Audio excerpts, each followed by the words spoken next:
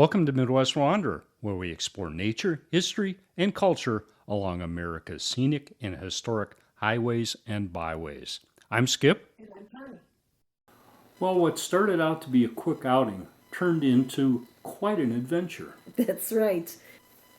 So, yeah, what started out to be a day of three different sculpture gardens or sculpture parks in Chicago Southland area, we ended up only going to one area and spending the entire day exploring art and nature in Palos Heights, Illinois.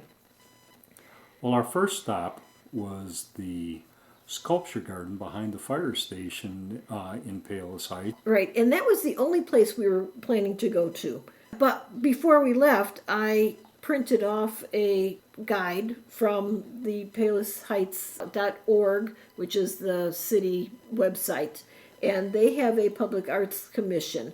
And on that public arts commission part of the website, I found a map where they have all of their art installations in the town, and there were like 22 different places. So yeah, we started out at that art garden behind the fire station, and it was kind of neat. There were, I don't know, a handful of sculptures there, different types. One was a big wire hand, another was a sculpture of a little girl, a lot of different things. And we saw that there were some right in that general vicinity. In fact, right in front of the firehouse there was a sculpture of a flame, very appropriate. And across the street there was another one, and then we saw that down the street, maybe half a block in the municipal parking lot, there was something called the Treasures of Palos Heights. It's an installation by artist named Anne Farley Gaines, but it was a cooperative among a lot of different organizations in Palos Heights, including several of the schools. And then we saw, according to the map, there were a handful of sculptures at a place called Lake Katherine.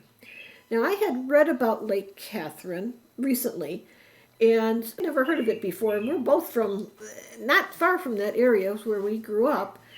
It was developed around 2005. And we discovered that it truly is a hidden gem. I know that sounds cliche, but it is hidden. It's kind of behind condos and houses and businesses. And there's one drive that has a sign that says Lake Katherine, and it runs along the Calsag Canal, which has been there for years and years and years. There's a bike trail that runs, around the lake and then on down a lot further. But we were just astounded because the place is just gorgeous. And there's an indoor part of the nature center, and it's small. There's maybe just a few, snakes and turtles and fish. And it looked like mostly that's set up for activities for young children. But the big part of it is all outdoors. And when we first got out of the car, we saw a natural prairie that they had restored and a heritage garden. And then once you start getting into the area near Which the is lake, following along where the bike path is. It's part of the Calsag bike trail. and you can rent some kayaks there, and that looked wonderful. We're going to have to go back and do that. But there's so much more. All around the lake are kind of natural grasses. There are waterfalls that they've constructed there that are just gorgeous and so refreshing.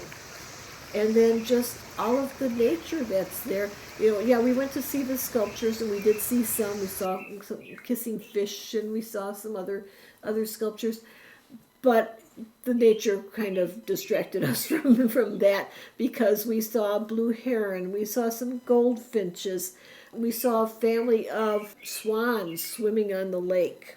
And the gardens, you can't forget about the little gardens. They had the herb garden, there was a flower garden, there was a small vegetable garden, and the fairy garden. Yes, and it starts out, you walk through an archway. They used to be part of Palos Heights schools. It was at one of their school locations.